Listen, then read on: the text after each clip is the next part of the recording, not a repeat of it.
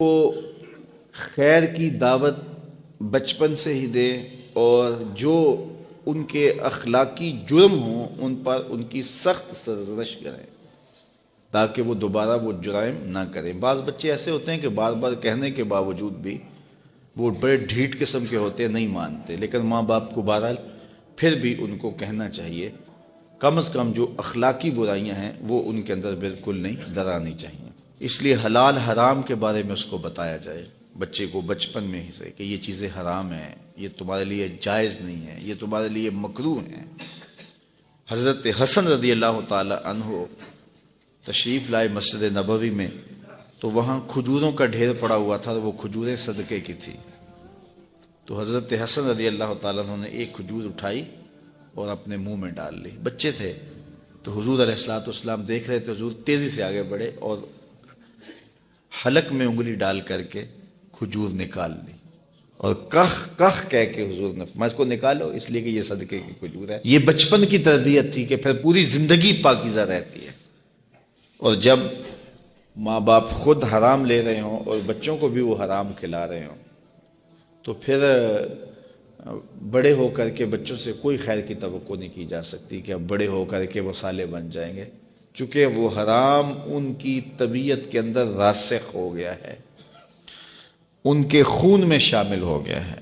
تو بچوں کو بچپن سے ہی ان باتوں سے ٹوکیں، منع کریں، روکیں، نہیں رکتے بار بار روکیں تاکہ وہ حلال ہی تلاش کریں، حرام کی طرف ان کی توجہ تک نہ جائے۔ ان کا کوئی یہ نہیں ہے کہ وہ دل ڈولتا رہے یار یہ لے لیں نہیں، بلکہ وہ دو ٹوک ہے کہ حرام ہے، بات ختم۔ تو یہ راسخ ان کے اندر ہو جانا چاہیے۔ اپنی اولاد کو قرآن پڑھانا سکھاؤ، اپنا ذہین ترین بچہ راہ خدا میں ڈالیں اور اس کی تربیت کریں، اس کو کہیں بیٹا میں تمہیں روزی روٹی کے لیے نہیں پڑھا رہا، تمہیں اللہ کے دین کے لیے پڑھا رہا ہوں۔ امام شافعی کی ماں نے جب امام شافعی کو روانہ کیا نا تو وہ گئے جا کے امام مالک کے پاس پڑھتے رہے۔ جس دن امام شافعی فارغ ہوئے لوگوں نے امام شافعی کو اتنے انعام دیے، کئی اونٹ انعامات سے بھر گئے۔ امام شافعی کی والدہ بیوہ تھیں اور ایک ہی بیٹا تھا جو کمائی تھی راہ دین میں ڈال دی۔ تو جس دن امام شافعی کئی سالوں کے بعد واپس آئے تو آپ کی خالہ اور آپ کی ماں امام شافعی کو لینے کے لیے مکہ سے باہر، شہر سے باہر آئیں تو ایک قطار اونٹوں کی نظر آئی۔ تو امام شافعی کی ماں نے دیکھا کہ یہ اونٹوں کی قطار کیسی ہے، تو کسی نے کہا یہ تیرا بیٹا آ رہا ہے اور اس کو اتنا مال و انعام دیا گیا ہے کہ وہ مالا مال ہو گیا ہے۔ امام شافعی کہتے ہیں جب میں آیا تو میری ماں ایک ریت کے ٹیلے پہ بیٹھی تھی، میں نے چھلانگ لگائی، ماں سے سلام کیا، لیکن ماں کے چہرے پہ غصہ تھا۔ میں نے کہا امی میں حضور کی حدیثیں پڑھ کے آیا ہوں اور کئی سالوں کے بعد آیا ہوں، تو آپ ناراض لگتی ہیں۔ تو کہا کہ میں نے تجھے رسول کی حدیثیں جمع کرنے کے لیے بھیجا تھا، مال جمع کرنے کے لیے تو نہیں بھیجا تھا۔ تو حضرت امام شافعی فرماتے ہیں میں نے ماں کو کہا کہ امی کیا کروں؟ تو ماں نے کہا کہ بیٹے جو بھوکے ہیں انہیں غلہ دے دو اور جو ننگے ہیں انہیں لباس دے دو۔ تو امام شافعی نے صرف چند درہم جیب میں رکھے، باقی وہاں کھڑے کھڑے سب راہ خدا میں خیرات کر دیا۔ ایک بیوہ کا یتیم بچہ آج آ رہا ہے اور اتنا مال، ماں کو تو نہال ہو جانا چاہیے کہ میرا بچہ دین بھی پڑھا ہے اور اتنا مال و دولت بھی لے آیا، لیکن کہا شافعی تجھے میں نے دین پڑھنے کے لیے بھیجا تھا، دنیا کے لیے نہیں بھیجا تھا۔ تو جب مائیں ایسی ہوں تو پھر بیٹے امام شافعی ہی بنتے ہیں نا۔ تو اپنی اولاد کے سینے کے اندر دنیا کی جو رغبت پیدا ہو جاتی ہے اس کو نکالنے کی کوشش کریں۔ یہ دائیں بائیں پھیلے ہوئے محل، کوٹھیاں، دنیا داریاں، یہ چمک دمک دیکھتی ہیں نا اولادیں۔ تو میں نے دیکھا مدارس دینیا میں پڑھنے والے علماء کے بیٹے، پیران عظام کے بیٹے، وہ بھی دنیا کی چمک کے پیچھے دوڑتے ہیں۔ اور میاں تم کیوں دوڑتے ہو؟ تمہارا سب سے بڑا سرمایہ محمد عربی کا دین ہے۔ یہ کیوں دیکھیں دنیا کو؟ کیا ہوتی ہے دنیا کی چمک؟ ہماری تو ساری عزت حضور ہے۔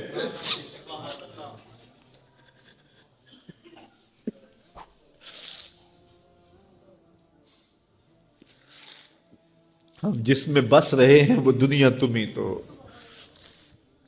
تو ایک عالم دین کو، ایک دیندار شخص کو اپنی اولاد کے سینے سے حب دنیا نکالنی چاہیے۔ تو امام شافعی کی ماں نے کہا بیٹے اس کو خیرات کرو، میں پھر تمہارے اوپر راضی ہوں گے۔ کی تربیت کے جو اجزاء تھے وہ 4-5 ہیں، یعنی ماں باپ، استاد معلمین، ممبر و محراب اور معاشرے کے تمام افراد۔ لیکن معاشرے نے دستبرداری کا اعلان کر دیا۔ لوگ کہتے ہیں جی کسی کو کہنے کا دور ہی نہیں رہا۔ یہ بات سننے کو ملتی ہے نا، کسی کو کہنے کا دور۔ آج کل تے اپنے پتر نہیں مانتے جی، کسی نے کیوں کہیے، ہم کیوں برا بنے۔ تو معاشرے نے جو ہے وہ دستبرداری کا اعلان کر دیا۔ سکولوں میں، کالجوں میں، یونیورسٹیوں میں استاد، پروفیسر وہ بھی کہتے ہیں جی بس وہ تو ہمارے پاس آ کے پیریڈ پڑھ لیں تو یہ بڑی غنیمت ہے۔ آج کوئی دور ہے کسی کو بات کرنے کا؟ تربیت سے انہوں نے بھی ہاتھ اٹھا لیا۔ مسجد و محراب کے ممبر، انہوں نے بھی دیگر موضوعات اختیار کر لیے اور انہوں نے تربیتی امر یہ بھی چھوڑ دیا۔ رہ گئے اب ماں باپ۔ تو سارے ماں باپ اتنے زیرک اور سمجھدار نہیں ہوتے کہ وہ حکمت کے ساتھ کر سکیں، لیکن جب باہر سے غلط تربیت مل رہی ہو اور معاشرہ ہی جو ہے وہ اس خرابی میں جکڑا ہوا ہو تو ماں باپ کی محنت ضائع چلی جاتی ہے۔ باہر سے بچے جو چیزیں اخذ کر کے آتے ہیں تو وہ ماں باپ کو تو سمجھتے ہیں کہ یہ ان کو کیا پتا، یہ تو دقیانوس ہے، یہ تو پرانے ذہن کے لوگ ہیں، انہیں کیا پتا۔ تو وہ ماں باپ کی بات نہیں مانتے، شوخ چشم ہو جاتے ہیں، گستاخ اور بے ادب ہو جاتے ہیں۔ اللہ تعالیٰ کسی کو توفیق دے دے اور وہ ماں باپ کی بات مانے اور شرم کریں، حیا کریں کہ وہ غیرت ان میں ہو، تو وہ ماں باپ کی بات مان لیں تو اچھی بات ہے۔ اب پورے معاشرے نے مل کے اپنی نسل کی تربیت کرنی تھی، اور یہ جو رویہ کہ ہمیں کیا لگے جی، اپنے گھر کو چھاج بجائے یا چلنی، کسی کو کہنے کا دور رہا ہے۔ میرے حضور نے ارشاد فرمایا کہ کچھ لوگ مل کے سفر کر رہے تھے اور کشتی میں اپنی اپنی جگہ انہوں نے مقرر کر لی، اپنا اپنا بستر لگا لیا۔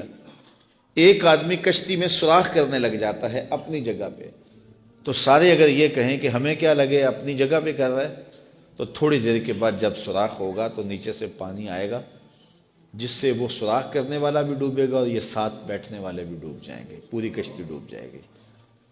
اب ان کا حق کیا ہے کہ اسے غصہ لگے یا اسے ناراضگی ہو یا وہ خوش ہو، اس کا ہاتھ پکڑے، اس کو روکیں کہ تم غلط کر رہے ہو۔ یہ نہ کہیں کہ اپنے گھر کو چھاج بجائے یہ چھلنی ہمیں کیا لگے۔ تو اگر اس کو آزادی دے دیتے ہیں، اس کو چھوڑ دیتے ہیں اور اس ڈر سے کہ یہ آگے سے الجھے گا تو ہم کیوں اس کو کہیں، تو وہ سوراخ کرے گا تو پوری کشتی ڈوب جائے گی۔ اصل ہوا یہ ہے کہ پورا معاشرہ کہتا ہے جی ہمیں کیا لگے، سانو کی لگے، سارا معاشرہ ڈوب گیا ہے، کوئی کسی کو کچھ کہتا ہی نہیں ہے۔ گلیوں میں شیطان ناچ رہا ہے، اولادیں آوارہ ہو گئی ہیں، معاشرہ پورا اس عمل میں شریک ہی نہیں ہو رہا کہ ہم کوشش کرنی ہے۔ اگر میں کسی کے بچے کو سمجھاؤں گا تو کوئی میرے بیٹے کو سمجھائے گا، لیکن جب میں نہیں کروں گا تو کوئی میرے لیے نہیں کرے گا۔ تو پھر ایک دوسرے نے مل کر کے جو معاشرہ تعمیر کرنا تھا اور اچھی نسل کی تشکیل کرنی تھی وہ عمل رک گیا۔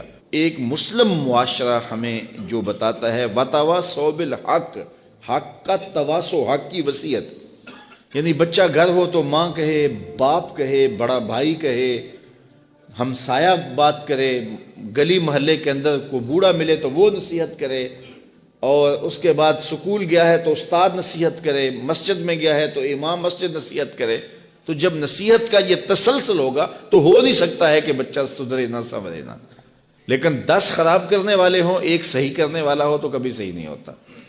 تو یہ اللہ تعالیٰ چاہے اس کی کرم نوازی سے، ورنہ ممکن نہیں ہے۔ تو ان کی جسمانی نشت کے لیے، ان کی اخلاقی تربیت کے لیے، ان کے قول و فعل اور ان کے عمل، ان کے رویوں پر ماں باپ کو غور کرنا چاہیے۔ حضور علیہ الصلوۃ والسلام نے فرمایا اپنی اولاد کو 3 چیزیں سکھاؤ، حب نبیکم وحب اہل بیتہ وتلاوت القرآن۔ اپنی اولاد کو نبی علیہ الصلوۃ والسلام کی محبت سکھاؤ، وحب اہل بیتہ، حضور کے اہل بیت کا پیار سکھاؤ۔ تیسری بات میرے حضور نے فرمایا وتلاوت القرآن، اپنی اولاد کو قرآن پڑھانا سکھاؤ۔ روزانہ دن کا آغاز ہی نہ ہو جب قرآن نہ پڑھا جائے۔ اللہ آپ سب کو جزائے خیر دے، اور میں آپ سب کے لیے دعا گو ہوں کہ اللہ آپ سب کی اولادوں کو صالح بنائے، آپ کی اولادوں کو اللہ کا ولی بنائے، اور آپ سب میرے لیے دعا کریں اللہ میری اولادوں کو بھی صالحیت کا نور عطا کرے، اور اللہ پوری امت مسلمہ کے بیٹوں کو بیٹیوں کو شرم و حیا کا پیکر بنائے، نیک اور صالح بنائے، اور ایک اچھے معاشرے کی تشکیل ہو۔ آیا حضور علیہ السلام نے انت صاحبی فی الغار و صاحبی علی الحوض، اے ابو بکر تم غار میں بھی میرے ساتھی ہو اور حوض کوثر میں بھی میرے ساتھی ہو۔ اور آقا کریم علیہ السلام نے یہ بھی ارشاد فرمایا سب سے زیادہ جس نے میرے اوپر احسانات کیے ہیں وہ ابو بکر ہے۔ حضور نے فرمایا کسی کے مال نے مجھے اتنا نفع نہیں دیا جتنا ابو بکر کے مال نے دیا، جتنا ابو بکر کے مال نے دین کو، اسلام کو، میرے کاز کو نفع دیا ہے، میرے حضور نے فرمایا اتنا کسی کے مال نے نفع نہیں دیا۔ اللہ اکبر، فبکا ابو بکر، تو جب یہ بات حضور نے کہی تو ابو بکر رونے لگے۔ وقال ما انا ومالی الا لک، حضور میں بھی آپ کا ہوں، مال بھی آپ کا ہے۔ اللہ اکبر۔ حضرت ابو بکر صدیق رضی اللہ تعالی عنہ نے حضور علیہ السلام کے ساتھ جو محبتوں کا ذکر کیا، اور پھر آقا کریم علیہ السلام نے ان کا جو اختصاص فرمایا۔ ایک خاتون آئی اور اس نے حضور سے کوئی مسئلہ پوچھا تو آقا کریم نے فرمایا پھر آ جانا۔ تو اس نے کہا اگر میں پھر آؤں اور آپ نہ ملیں، اس کا مطلب یہ تھا کہ آپ اس دنیا سے کوچ کر گئے ہوں، تو فرمایا میں نہیں ملوں گا، ابو بکر تو ملے گا نا۔ تو علماء نے کہا یہ خلافت کی طرف اشارہ ہے۔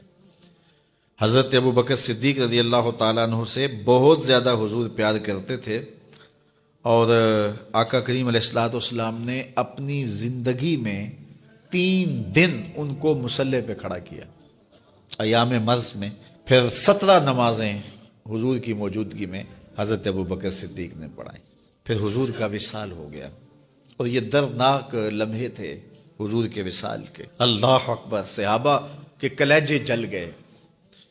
حضرت عمر نے ہاتھ میں تلوار پکڑی اور ایسے کھڑے ہو گئے اور ایسے لہراتے تھے تلوار، اور کہتے تھے خبردار کسی نے کہا حضور کا انتقال ہو گیا میں گردن اتار دوں گا۔ کوئی وصال نہیں ہوا حضور کا، حضور تھوڑی دیر بعد اپنی حالت پہ آ جائیں گے، یہ سکتے کی کیفیت ہے۔ حضرت زید بن عبداللہ کے بیٹے نے جا کے کہا ابا جی حضور کا انتقال ہو گیا، تو انہوں نے باغ میں پانی دے رہے تھے، سب کام چھوڑ دیا، ہاتھ اٹھائے گا اللہم اذہب بصری حتی لا ارا بعد حبیبی محمد احدا، اے اللہ مجھے اندھا کر دے، آنکھوں کے دیے اس لیے روشن تھے کہ تیرے محبوب کو دیکھوں، جب حضور چلے گئے ہیں تو میں نے یہ چراغ کیا کرنے ہیں، بجھا دے ان چراغوں کو۔ تو کیا کیفیت تھی، حضرت فاطمہ بول رہی ہیں سبت علیہ مصائب لو انہا سبت علی الایام سرنا لیالیا، میرے اوپر وہ مصیبتیں ٹوٹی ہیں اگر یہ دنوں پہ ٹوٹ پڑتی تو دن کالی راتیں بن جاتے۔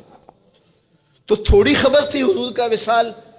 اچھا، جب یہ کیفیت تھی صحابہ کی اس نازک موقع پہ، چونکہ منافق اندر ہی ہوتے ہیں، تو منافقوں نے ایک کھیل کھیلا، وہ صحابہ میں پھیل گئے اور کہنے لگے واہ واہ حضور کے دم سے رونقیں تھیں، مسجدیں آباد تھیں، سجدے تھے، قرآن کی تلاوت تھی، اب کس نے نماز پڑھنی ہے میاں، اب کس نے روزہ رکھنا ہے، اب کس نے زکوٰۃ دینی ہے، اب کس نے حج کرنا ہے، ختم کہانی ختم کہانی، یہ بات کرنی شروع کر دی۔ اب یہ بڑی نازک صورتحال، تو کیا حضرت ابو بکر کا کلیجہ نہیں جل رہا تھا؟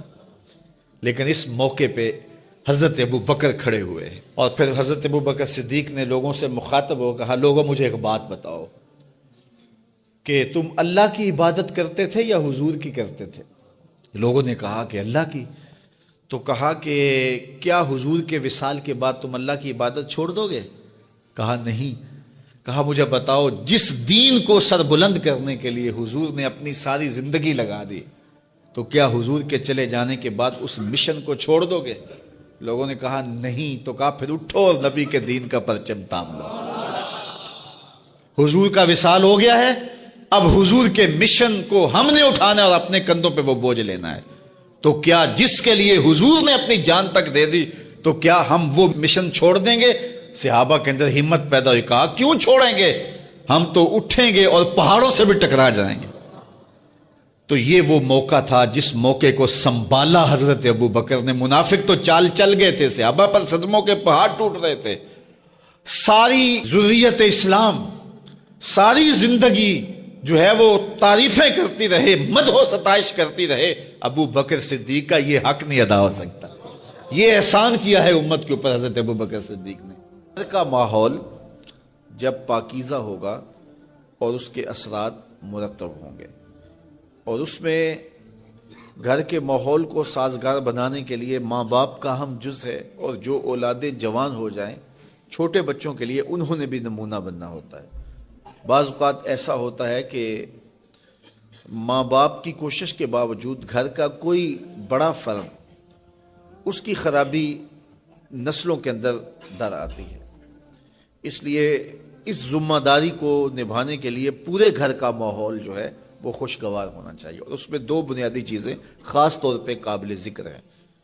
ایک نماز کی وقت پہ ادائیگی، اور دوسرا قرآن مجید کی تسلسل کے ساتھ تلاوت۔ گھر کے ماحول میں اگر یہ دو چیزیں آپ لے آتے ہیں کہ جو ہی اذان ہو تو تمام افراد خانہ مصلی بچھا لیں اور مصلی بچھا کر کے نمازیں پڑھیں، اور جو مرد حضرات ہیں وہ مسجد کا رخ کریں، اس کا لازمی نتیجہ یہ ہوگا کہ اولاد کی طبع کے اندر صالحیت، پابندی وقت اور نماز کے لیے پابندی ان کی طبیعت میں پیدا ہوگی۔ اور دوسری چیز قرآن مجید کی تلاوت، اگر دونوں اوقات میں ہو، صبح بھی اور رات کو بھی، تو بہت اچھا، لیکن اگر دو وقت میں ممکن نہ ہو تو ایک وقت میں صبح کے وقت قرآن مجید کی تلاوت جو ہے یہ معمول ہونا چاہیے۔ اور یہ جب معمول ہوگا تو پھر ایک پاکیزگی بھی آئے گی ماحول میں۔ اس کی اپنی ایک برکات ہے، جہاں قرآن مجید کی تلاوت ہوتی ہے وہاں رحمت کے فرشتے اترتے ہیں، اور جس گھر میں رحمت کے فرشتے اترتے ہوں، اللہ اکبر، وہاں کتنی کرم نوازیاں اور کتنی رحمتیں جو ہے وہ لے کر کے ساتھ آتے ہوں گے۔ جس گھر میں کتا، تصویر اور جنبی یہ تین ہوں، وہاں رحمت کا فرشتہ نہیں آتا۔ کتا ہو، کسی کو غسل کی حاجت ہو اور اس کے باوجود وہ غسل نہ کرے، جنبی، اور تیسرا جو ہے وہ تصویر، جہاں یہ ہوں میرے حضور نے فرمایا وہاں رحمت کا فرشتہ نہیں آتا۔ تو بعض گھروں کے اندر قد آدم کے برابر تصویریں لگی ہوئی ہوتی ہیں، تو ظاہر رحمت کا فرشتہ تو وہاں نہیں آئے گا۔ اور پھر یہ تصویر کسی تقدس مآب ہستی کی ہی کیوں نہ ہو تو پھر بھی اس سے گریز کرنے کا کہا گیا ہے۔ اور آج ہمارے گھروں کے اندر سکرین کے اوپر جو تصویریں چل رہی ہوتی ہیں اور جو مختلف چینلز کے اوپر چل رہا ہوتا ہے، تو پھر ہم کہتے ہیں کہ پتہ نہیں برکت کہاں اڑ گئی۔ میاں رحمت کے فرشتے تمہارے گھر میں کبھی آئے نہیں تو پھر برکت کہاں سے آئے گی؟ پہلے مال تھوڑا ہوتا تھا، پیسے لوگوں کے پاس اتنے نہیں ہوتے تھے، 100 روپے کا منہ کوئی دیکھتا تھا، لوگ پیدل سفر کرتے تھے۔ میں ایک دیہات کا رہنے والا ہوں، سارے لوگ پیدل شہر میں آتے تھے، لوگوں کے پاس دو سے زیادہ جوڑے نہیں ہوتے تھے، اچھا جوتا کسی کے پاس نہیں ہوتا تھا، شادیوں سے بڑے بھائی کا جوتا، چھوٹے بھائی کا جوتا، ایک دوسرے کے جوتے مانگ کے لوگ لے کے جایا کرتے تھے۔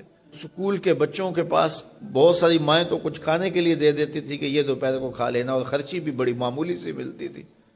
اور آج ہر بچہ 200-300 روپے کا بیلنس روز جو ہے وہ موبائل پہ خرچ کرتا ہے، موٹر سائیکل کا جو ہے وہ تیل الگ خرچ کرتا ہے، اور جو اس کی جیبیں بھری ہوئی ہوتی ہیں، اور اتنا کچھ ہونے کے باوجود برکت نہیں ہے۔ برکت جو ہے وہ پیسوں سے نہیں آتی، جب رحمت کے فرشتے آتے ہیں برکتیں لے کے آتے ہیں۔ اور ہمارے گھروں کے اندر جو قداور سکرینیں لگی ہوئی ہیں اس سے برکت اڑ گئی ہوئی ہے، اور اس پہ پھر کیا کیا دیکھا جا رہا ہے اور کیا کیا دکھایا جا رہا ہے، تو پورے ملک سے برکت اڑ گئی ہوئی ہے۔ پیسے کی فراوانی کے باوجود برکت باقی نہیں رہی ہے۔ کثرت کچھ چیز نہیں ہے، برکت کچھ چیز ہے۔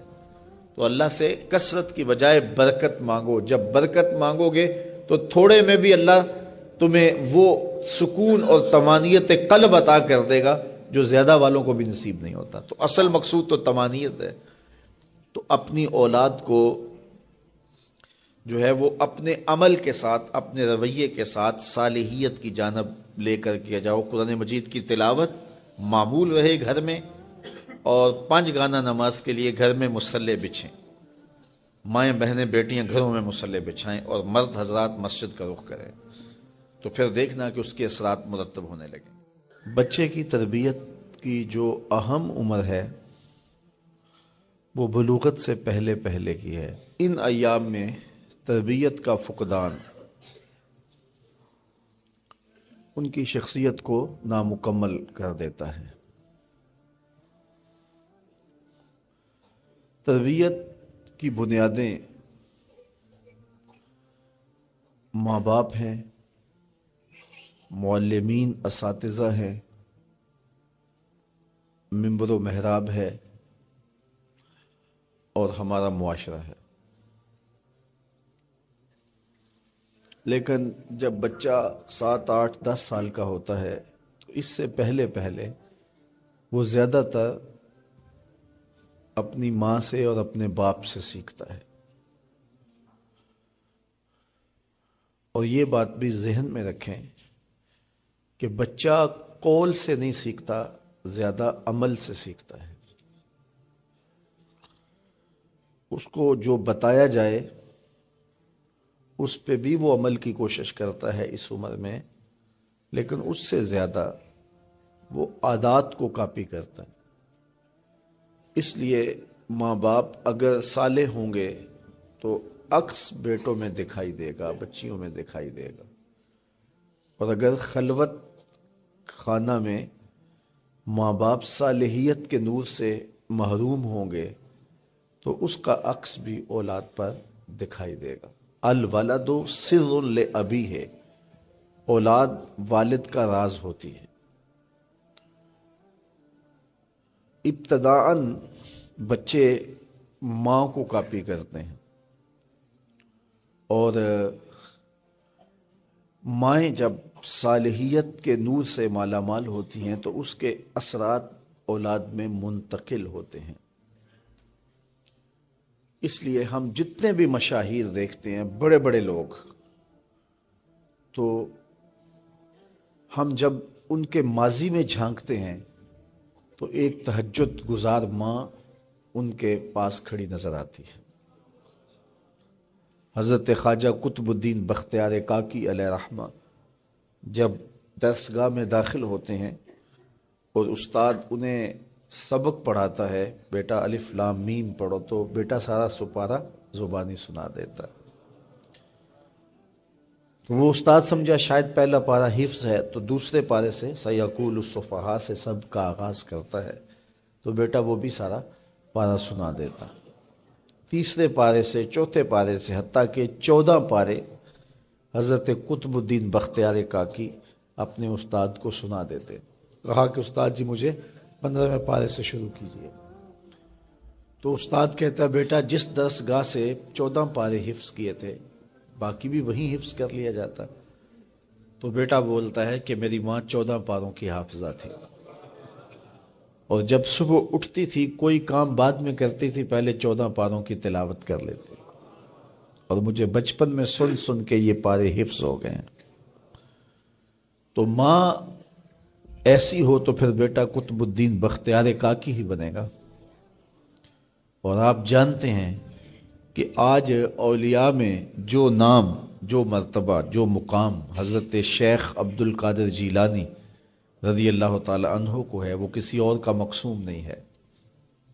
لیکن اگر ہم ان کو اس مقام پہ دیکھتے ہیں تو ان کی تربیت کے لیے ان کی ماں کھڑی نظر آتی ہے، جو ان کی آستین میں پیسے سی دیتی ہے اور کہتی ہے بیٹے جھوٹ نہیں بولنا۔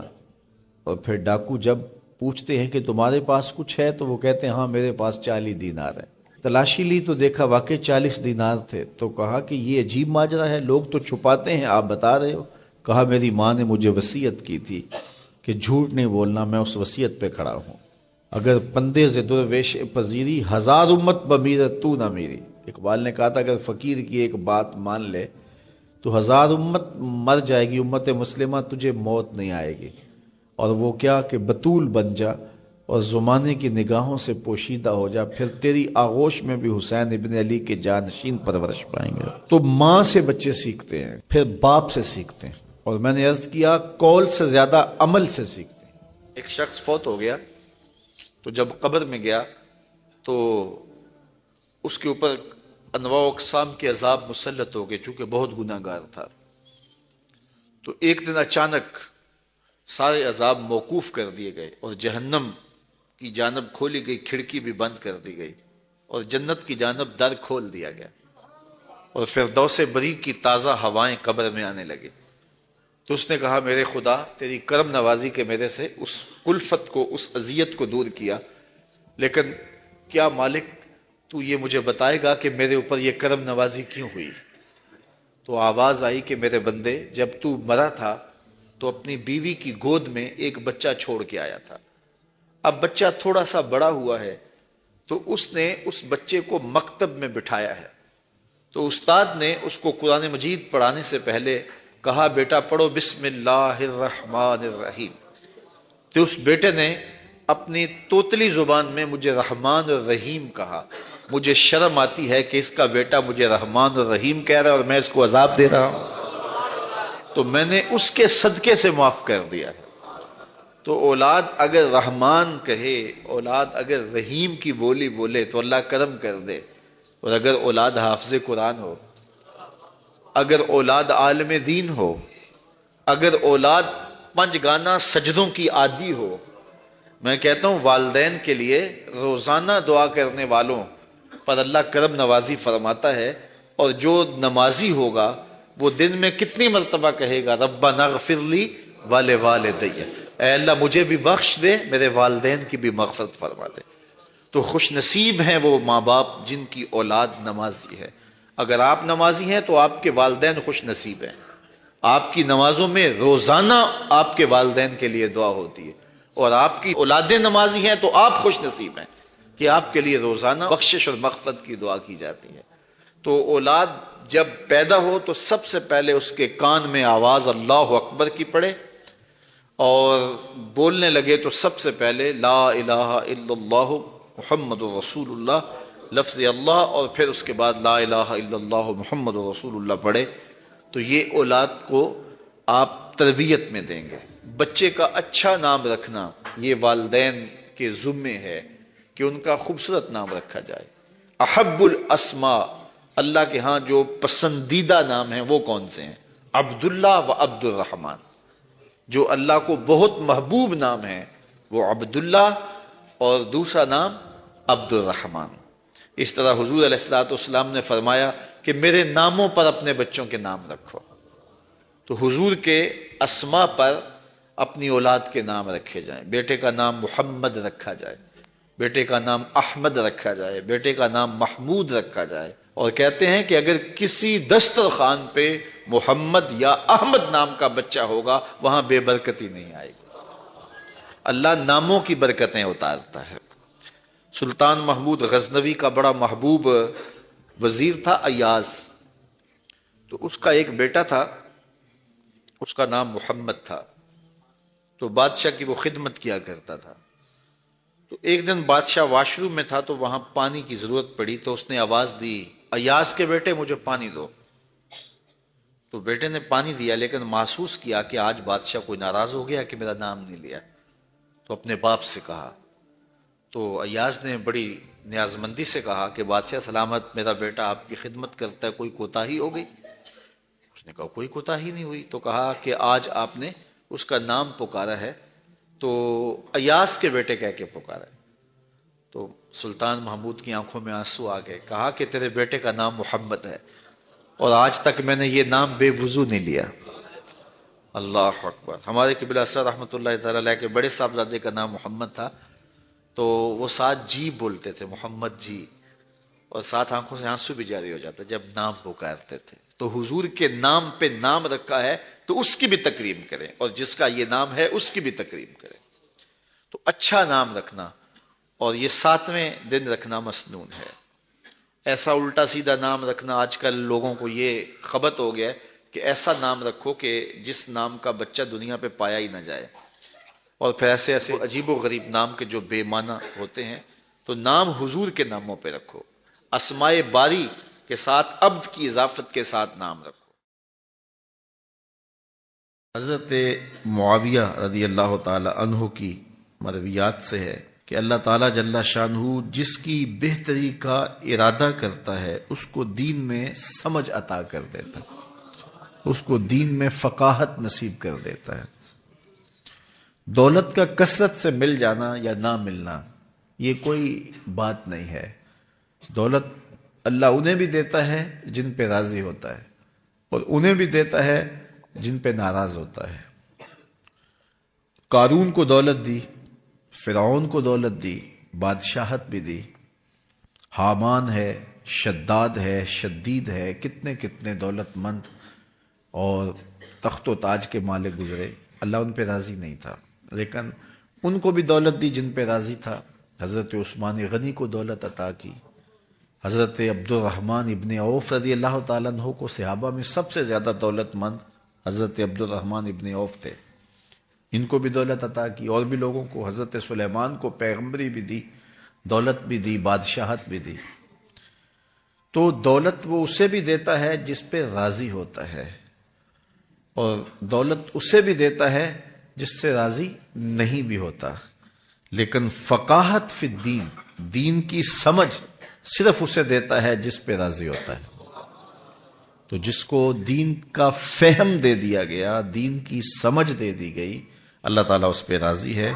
جس کی بھلائی چاہتا ہے، جس کی بہتری چاہتا ہے، اس کو اللہ تعالیٰ جل شانہ دولت دین دے دیتا ہے اور دین کی سمجھ عطا کر دیتا ہے۔ حضور علیہ الصلوۃ والسلام کا ایک اور فرمان سن لیجئے، جو ایسے راستے پہ چلا جس میں وہ علم کی تلاش کرتا تھا، جو علم طلب کرنے کے لیے کسی راہ کا مسافر ہوا، سہل اللہ لہ بہ طریقا الی الجنہ، تو وہ جنت کے راستے پہ چلا۔ جتنے قدم اٹھاتا ہے وہ جنت کی طرف قریب ہوتا چلا جاتا ہے۔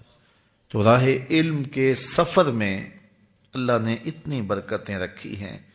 حضرت سلیمان علیہ السلام کو اللہ نے اختیار دیا، یا دولت لے لو، یا بادشاہت لے لو، یا پھر علم لے لو۔ ان تین چیزوں میں اللہ نے ان کو ایک چیز اختیار کرنے کا اختیار دیا، یا دولت لے لو، یا بادشاہت لے لو، یا علم لے لو۔ انہوں نے کہا مالک مجھے علم دے دے۔ کہا اچھا تو نے علم کو اختیار کیا، دولت اور بادشاہت اس کے صدقے دے دی۔ ایک زمانے میں ایک ملک نے دوسرے ملک پر قبضہ کر لیا، تو جو بادشاہ وقت تھا اس کو گرفتار کر لیا۔ تو جب گرفتار کر کے دربار میں لایا گیا تو وہ جو دوسرے ملک کا محکوم بادشاہ تھا وہ سامنے کھڑا ہے، تو اس نے اس کو کہا کہ میں بھی چونکہ بادشاہ ہوں اور تم بھی اس سلطنت کے شہنشاہ رہے ہو، تو میں تمہیں قتل نہیں کرتا، تمہیں معاف کرتا ہوں، اور اب اس ملک میں تمہیں کوئی عہدہ دینا چاہتا ہوں۔ اب تم بتاؤ تم کون سا عہدہ قبول کرو گے؟ اب ہمارے حکمران ہوتے ہیں وہ کہتے ہیں وزیر خزانہ لگا دو، لیکن اس نے کہا مجھے معلم لگا دو، مجھے ٹیچر لگا دو۔ تو وہ بادشاہ ہنس پڑا، کہنے لگا پھر دوبارہ بادشاہی چاہتے ہو؟ تو یہ بادشاہی ہے، یہ شہنشاہی ہے۔ تو جو راہ علم پہ چلا وہ جنت کے راستے پہ چلا، اللہ اس کے لیے جنت کی راہیں بھی آسان کر دیتا ہے، اور دنیا پہ بھی اللہ تعالیٰ اس کو عزتوں سے نوازتا ہے۔ تعلیم و تعلم کا جہان حقیقی جہان ہے۔ تو باقاعدہ 8 سال کا کورس کرے یہ تو ہر شخص کے لیے ممکن نہیں ہے، لیکن سب کے اوپر لازم ہے کہ وہ ضروریات دین سیکھے، ان میں نماز